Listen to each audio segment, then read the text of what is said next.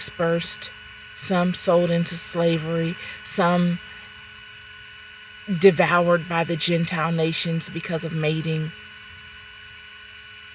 others honoring idols.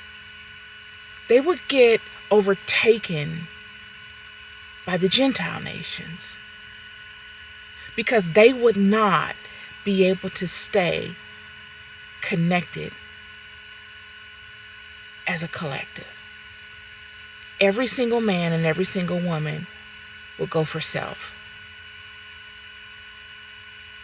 And they would all be independently powerful. The gifts God never takes away from the children. He can't renege on the gifts. They're innately there with the children. But as a collective, they would be powerless. When the children of Israel would go into captivity with Babylon, this was the beginning of that.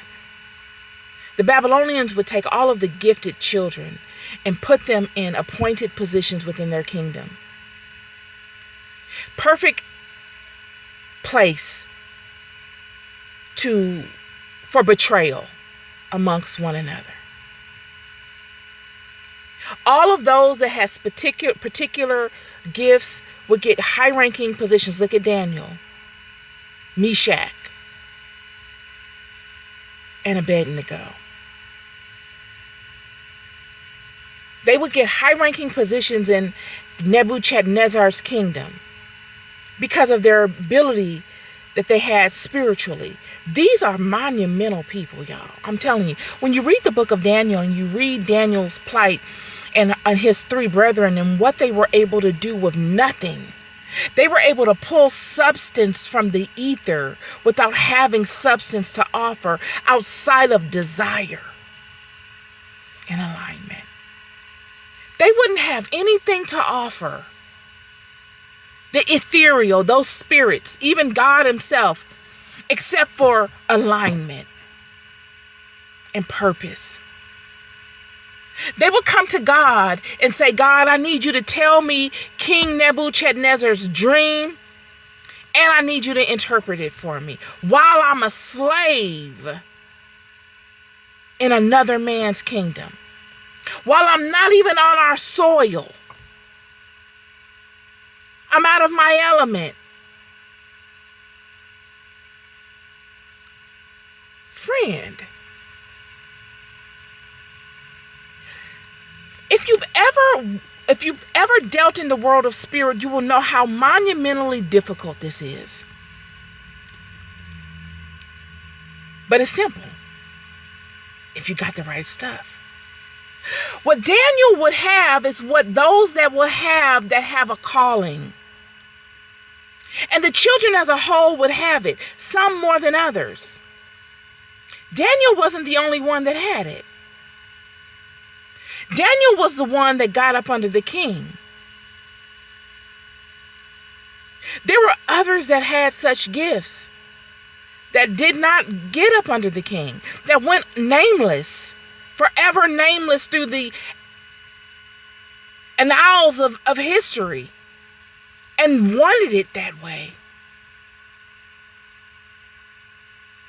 There are many amongst you now that you see with gifts that can take very little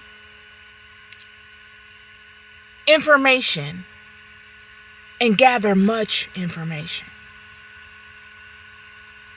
Just their desire to know pulls the truth to them. Look at Mary. When Mary went to go see Jesus after he was unalived, you're looking at someone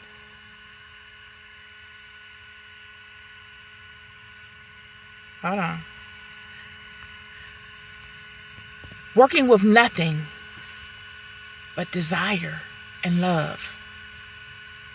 Loosh. She goes and she does not find the body.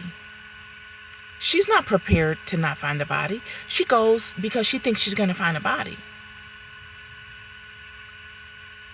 She sees no body. She doesn't know what has happened.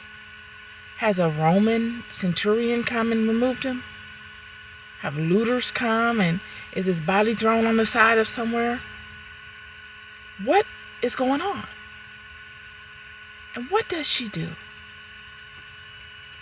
She speaks to Simon Peter and all the brethren that decided to come when it was comfortable for them. And they say that they don't know, they haven't heard anything. And they leave and go back to their normal lives. And she sits out there and she sends a signal. Nobody sees the signal. She does the same thing Daniel does. She sent out a signal of desire.